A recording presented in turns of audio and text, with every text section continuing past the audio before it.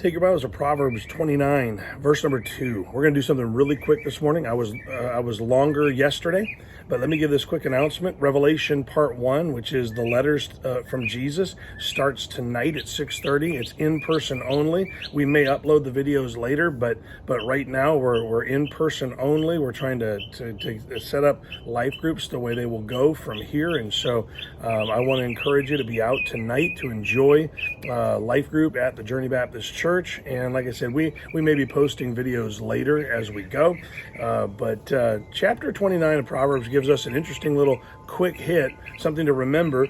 When people live righteously, when they live godly, godliness tends to prevail, and we get to see godly people in power. Look what it says. It says, when the righteous are in authority, the people rejoice.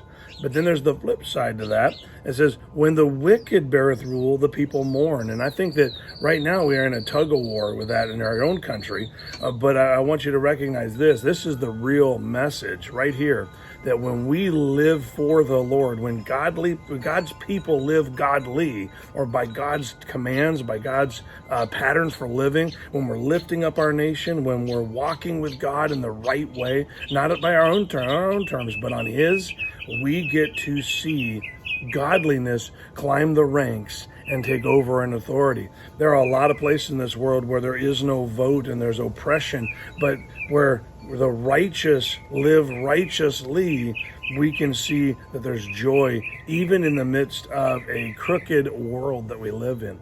And so I want to encourage you with this: where we have opportunity to have authority, we ought to rule with godliness.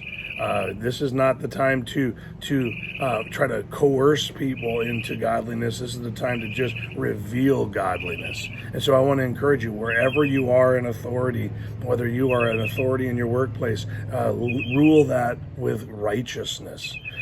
Every place that we look, if we have opportunity to affect it, we are to put righteousness as our number one goal for what's happening in that setting. And so I want you to take the opportunity wherever you have rule, whether it's just at home. You're the only place you have real rule is at home. Then rule righteously.